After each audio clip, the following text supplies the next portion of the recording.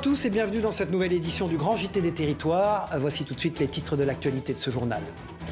Ils sont partout, vous piquent pendant votre sommeil ou même pendant la journée. Les moustiques envahissent en cet été nos espaces verts. Alors pour y remédier, la métropole de Bordeaux a lancé une opération démoustification. Explication de TV7, la chaîne du groupe Sud-Ouest, à suivre dans un instant dans ce journal. Un instrument étonnant aussi à suivre et à découvrir dans ce journal, la scie musicale. Cette lame sonore est de plus en plus utilisée par les artistes. Dans la Loire, vous allez le voir, un artisan en a fait sa spécialité de fabrication. TL7 s'est glissé dans son atelier tout à l'heure. Enfin, elle constitue l'une des plus belles cavernes d'Europe. Le gouffre géant de Cabrespine est un site exceptionnel. La rédaction de Via Occitanie nous racontera son histoire. Une virée souterraine saisissante, vous le verrez en fin d'édition. Ils sont partout et peuvent parfois gâcher vos soirées d'été. Les moustiques adorent la chaleur et l'humidité. Et si la plupart des piqûres sont sans danger pour la santé, prenez garde tout de même aux moustiques tigres. Ce nuisible venu d'Asie il y a 20 ans est désormais implanté sur une bonne partie du territoire français. À Bordeaux, vous allez le voir, le centre de démoustification de la ville est sur le pied de guerre et scrute particulièrement les eaux stagnantes. Un reportage d'Alix Fourcade et de la rédaction de TV7, la chaîne du groupe Sud-Ouest. Dans cette vieille baignoire d'un jardin de Bacalan se joue une véritable scène de crime. Les équipes de Bordeaux Métropole y versent une bactérie tueuse de larves de moustiques. Les granulés sont enrobés de bacilles qui va être relargués dans la lame d'eau et la larve, en filtrant l'eau, va ingérer ces bacilles qui, par un processus, va au niveau du tube digestif entraîner une occlusion qui entraînera la mort de la larve. Le centre de démoustication, c'est son nom, a pour mission de débarrasser les jardins de la métropole bordelaise des moustiques.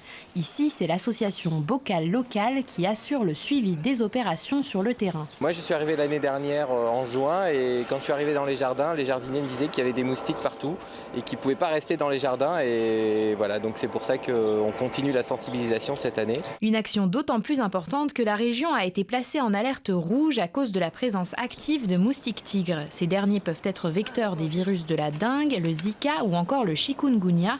Alors le centre rappelle quelques conseils pratiques pour les éviter facilement. Le but, c'est d'avoir les bons gestes. Les bons gestes, c'est veiller à ne pas créer de collection d'eau artificielle dans son jardin, dans sa cour, sur son balcon. Donc pour ça, il faut veiller à éliminer, à ranger, à mettre à l'abri tous les réservoirs, arrosoirs, seaux, des choses comme ça. Ce propriétaire a encore une autre astuce, mettre des poissons rouges dans ses récupérateurs d'eau. Ils se font alimenter par les larves et je croise les doigts pour qu'ils tiennent au moins 5 ans. Plus de 80% des gîtes larvaires du moustique commun ou du moustique tigre se situent dans les propriétés privées. Il est donc capital d'œuvrer chacun à notre petite échelle en se débarrassant de toutes les eaux stagnantes de nos espaces verts. Voilà, prudence en ce mois d'août et évitez donc de laisser de l'eau stagner dans vos jardins, dans vos bassines ou en espace extérieur. Cet été, vous profiterez peut-être de votre temps libre pour faire un peu de rangement. Placard, cuisine, salle de bain ou encore bureau. Toutes les pièces de la maison peuvent être optimisées pour gagner en bien-être. Et si vous êtes un peu perdu à ce propos, sachez qu'il existe des professionnels, les home organisers, c'est leur nom, aménageurs d'espace intérieur en français. Cette activité est en plein développement chez nous. Exemple à Saint-Nazaire, vous allez le voir avec ce sujet de Télé-Nantes. Regardez. Delphine, on va aller voir ce cellier. Très bien. Pour le découvrir ensemble. Alors, c'est une très belle pièce. En revanche, c'est vrai que je vois pas mal de catégories d'objets différentes, comme des chaussettes, les outils, la nourriture. Je pense qu'on peut largement améliorer tout cela en optimisant le rangement. Première étape, désencombrer, faire du tri pour laisser la place à un rangement optimisé. Anne-Charlotte est home organizer. Aujourd'hui, elle aide Delphine à réorganiser son cellier.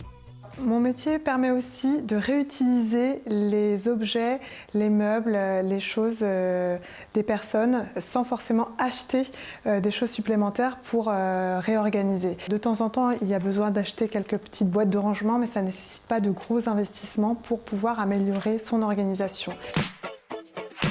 Le confinement vécu avec sa famille dans un 60 mètres carrés à Paris a réveillé la vocation d'Anne-Charlotte, donner aux espaces de vie une cohérence, une fluidité dans l'organisation. Alors, mon credo, c'est le bien-être de votre intérieur est intimement lié à votre bien-être intérieur. Je m'explique. Lorsqu'on a un espace de vie ou un bureau, un espace de travail rangé, on se sent mieux intérieurement. Et le challenge, c'est de faire découvrir le métier aux gens, car ils connaissent les femmes de ménage, ils connaissent les déménageurs, mais les home organizers, ça reste encore très méconnu. Delphine, elle, avait entendu parler de ce métier. Il y a 2 mois, elle avait déjà fait appel à Anne-Charlotte pour l'aider à aménager sa mezzanine en bureau. Cette maman de 2 enfants actuellement en formation avait ce projet depuis quelque temps, mais il lui manquait de la disponibilité pour se lancer et se projeter. Le travail à la maison, les enfants, les activités, etc. C'est vrai que je ne trouve pas ce temps nécessaire en fait pour m'occuper de la réorganisation en fait de la maison. Et donc c'est pour cette raison aussi que j'ai fait appel à Anne-Charlotte. Elle arrive dans une pièce et elle a cette capacité en fait à visualiser ce qui peut être fait. Comment ça peut se concrétiser. Et elle m'a aidée à trier plus que ce que je pensais pouvoir le faire. Elle m'a fait prendre conscience en fait de tout ce qu'on a et ce qu'on finalement n'utilise pas. J'aime donner de la vie aux objets et mettre en valeur les trésors cachés au fond des placards pour que ça soit un bonheur visuel pour les clients. Côté prix, les prestations d'Anne-Charlotte oscillent entre 130 et 300 € pour une journée complète. Ils sont majestueux, règnent dans nos espaces verts et nos jardins pour certains depuis plusieurs siècles. Les arbres remarquables constituent une richesse essentielle pour la conservation de la biodiversité de nos territoires. Et c'est justement pour mieux les connaître que la ville de Limoges s'est lancée dans une opération de référencement. Un arbre remarquable se distingue notamment par sa taille et son envergure. Écoutez à ce propos ces quelques explications au micro d'Alain Drouot de la rédaction de 7 à Limoges. Il a le temps de grandir et de s'épanouir, de prendre la place qu'il doit prendre. Donc c'est ça qui est déjà un caractère remarquable, c'est qu'on leur laisse le temps de vivre. Là on est sur des essences en plus qui poussent relativement lentement, donc leur foutre la paix, effectivement, ne pas trop les tailler, ne pas trop intervenir, leur permettre de s'épanouir. Et quand on va prendre du recul, on va voir qu'il a vraiment son importance déjà dans ce jardin-là. Et au-delà, si on prenait encore plus de hauteur, on verrait qu'à l'échelle de la ville, il a son pied qui est complètement important pour la canopée urbaine. Protéger les arbres, mais aussi les entretenir. Pour cela, quoi de mieux que l'usage d'une scie. Cet outil historique, vous allez le voir, ne sert pas seulement à couper du bois, il peut aussi être employé comme un instrument de musique. Et oui, la fabrication de la scie musicale est notamment devenue la spécialité d'un habitant de la Loire. Sujet découverte dans ce département avec Morgane Cros de TL7. Regardez et écoutez, c'est étonnant. Dans son atelier, Alexis astique une lame. Non pas la lame de l'outil pour scier, mais une lame sonore. Alexis Faucompré est facteur d'instruments de musique. Depuis 15 ans maintenant, il est devenu le spécialiste de la fabrication de scies musicales. Avant tout musicien, Alexis vient du monde des synthétiseurs. Il aime en jouer un peu partout, autour d'un feu de camp par exemple, alors se déplacer avec, ce n'est pas très pratique. En fait, au départ, je voulais créer une version acoustique de cet instrument qu'on appelle le thérémine, qui est le plus vieux synthétiseur au monde. Un synthétiseur sans clavier qui se joue grâce à une antenne qui contrôle le volume et une antenne qui contrôle la hauteur de la note. Mais pour pouvoir avoir cette sonorité-là, il me fallait un ampli, d'électricité. Donc en gros, j'ai voulu fabriquer un synthétiseur acoustique. De cette quête du son, Alexis s'en fabrique d'abord un pour son usage personnel.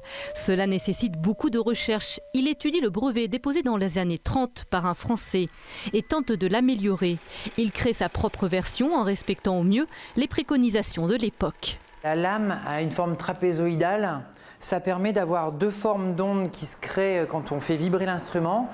Et cette forme d'onde, elle se rejoint au centre. Ce qui fait qu'on a un son qui est très riche et très puissant. Très vite, des musiciens désireux d'acquérir une lame de qualité frappent à sa porte. Et je me suis rendu compte qu'il y avait un marché, que par exemple les cirques cherchaient des scies musicales depuis de nombreuses années et que des musiciens comme Olivier Ruiz, comme les Tite Nacelle, les Orgues de Barbac utilisaient cet instrument depuis très longtemps. Muni d'une crosse à caler entre les genoux et d'un poignet d'inflexion tenu par la main, la scie musicale se joue par le simple effleurement d'un archet. Il y a 4 octaves, plus on tient la lame pliée et tendue vers le bas, plus on obtient un son aigu. J'essaye de voir le son le plus grave et le son le plus aigu. L'artisan d'art Alexis fait réellement du sur-mesure. Aujourd'hui, il électrifie l'instrument acoustique. Par exemple, je me suis rendu compte qu'il y avait une grosse demande de la part des musiciens électroniques.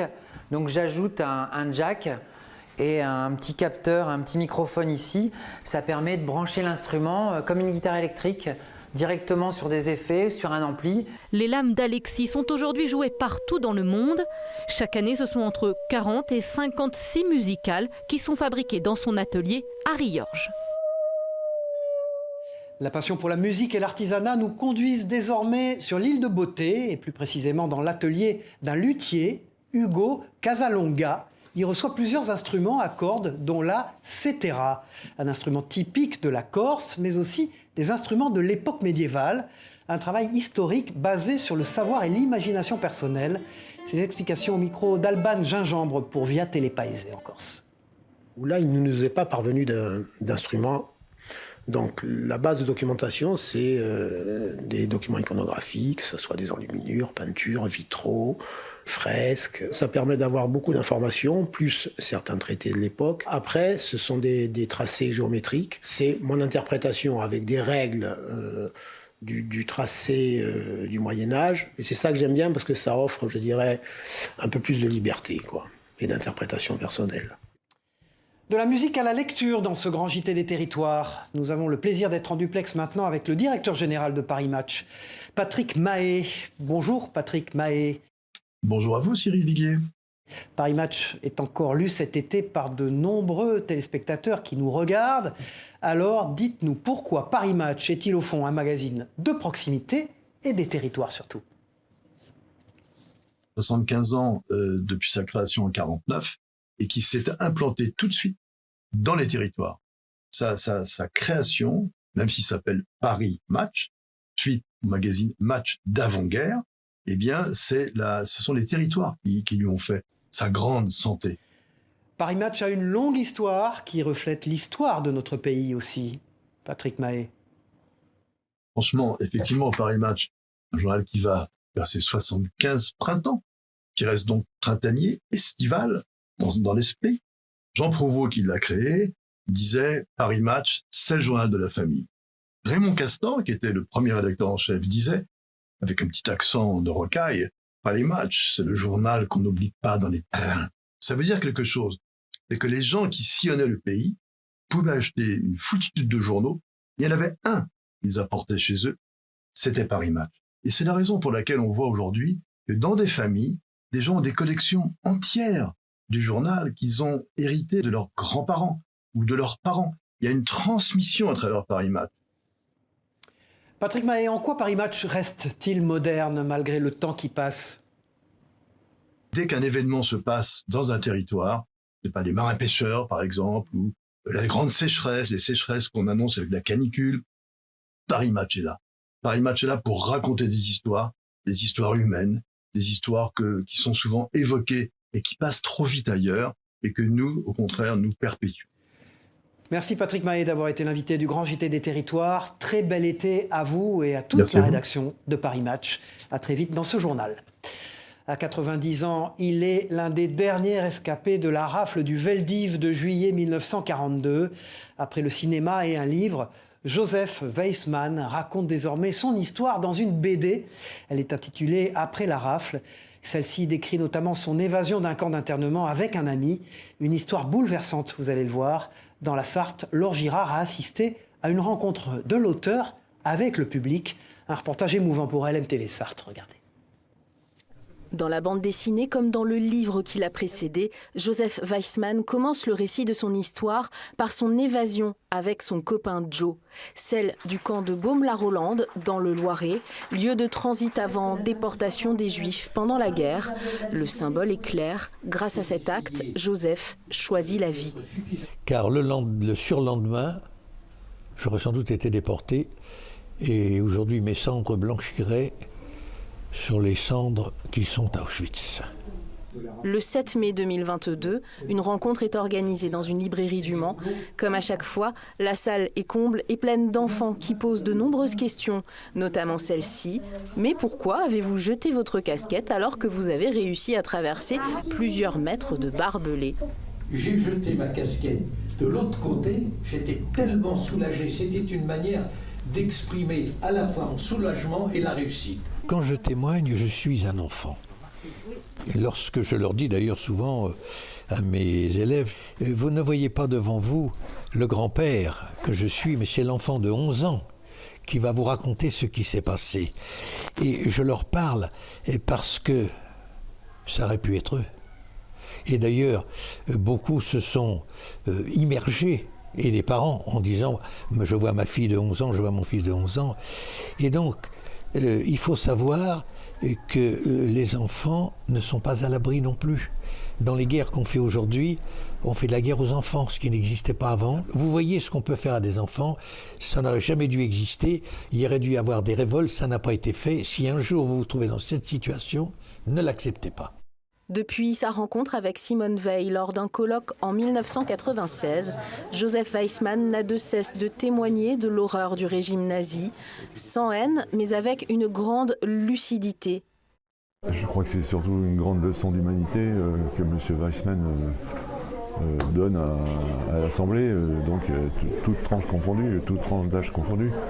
L'espoir naît de l'action, né du refus de la fatalité, un message toujours actuel. Si par exemple, dans le monde entier, tout le monde se soulevait, il y avait tous les jours des millions de gens qui manifestent contre Poutine, contre la guerre, ça ferait peut-être quelque chose, mais on ne fait pas assez. Un témoignage qui nous oblige.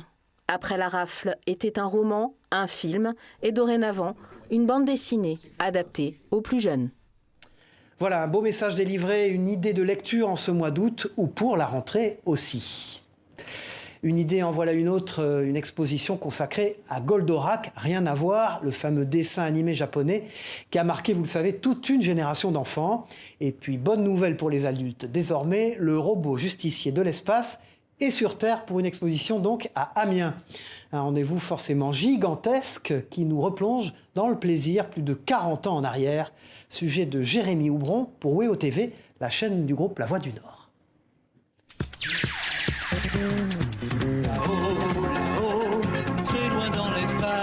Derrière cette bande originale bien connue, toute une génération retombe en enfance. Le temps d'une exposition, Actarus et son emblématique robot reprennent du service à la Maison de la Culture d'Amiens.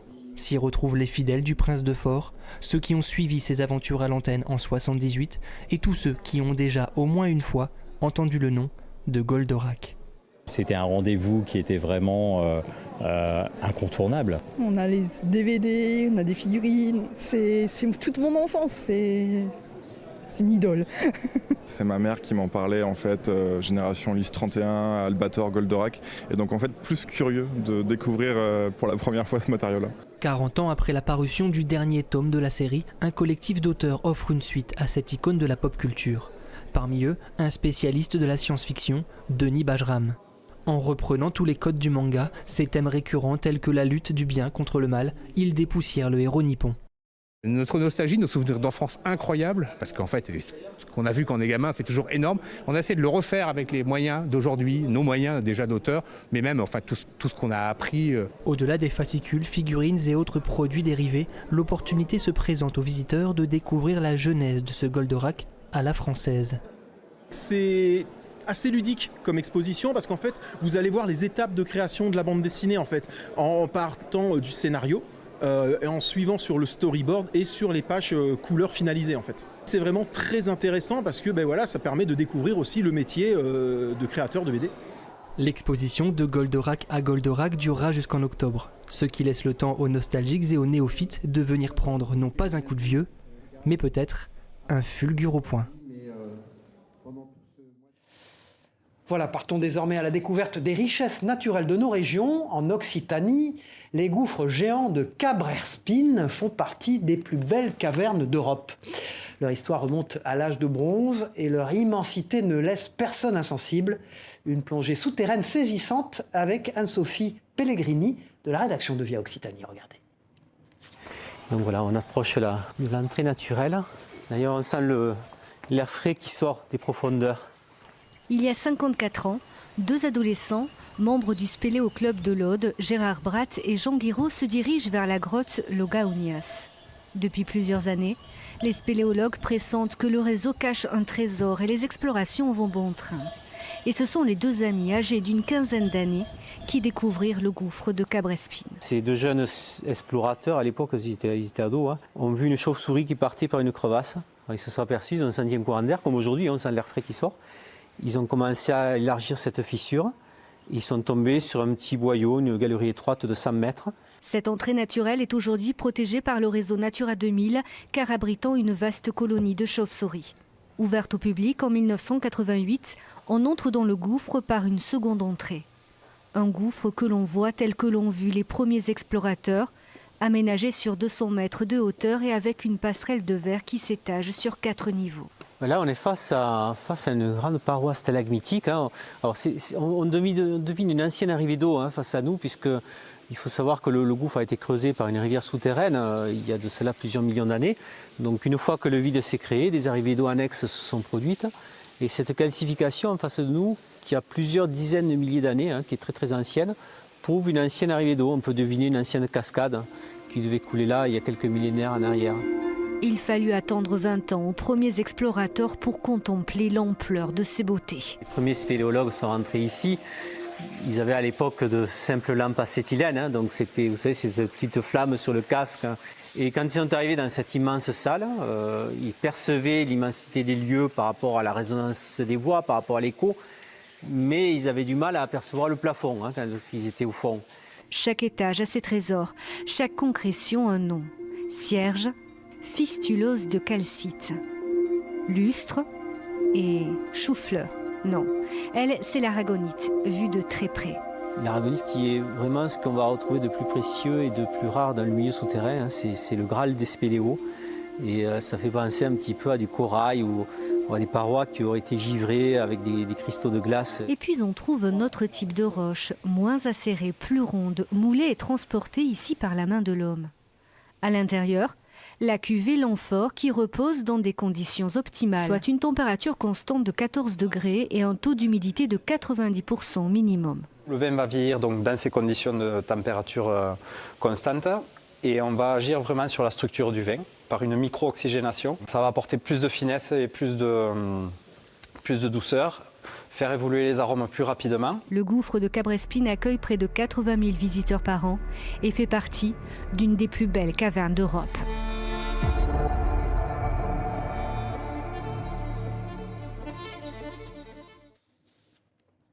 Direction la Martinique pour terminer cette édition avec d'autres images éblouissantes, celle d'un volcan totalement décapité par l'érosion. À Sainte-Anne, la savane des pétrifications, c'est son nom, offre un paysage quasi lunaire, aussi incroyable que spectaculaire. Jean-Marc Dabreux et Teddy Albert de la rédaction de Via ATV en Martinique nous y conduisent pour une escapade volcanique. Regardez.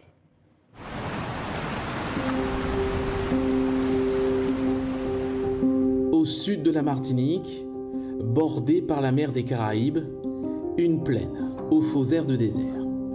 La savane de pétrification ou la promesse d'un dépaysement garanti.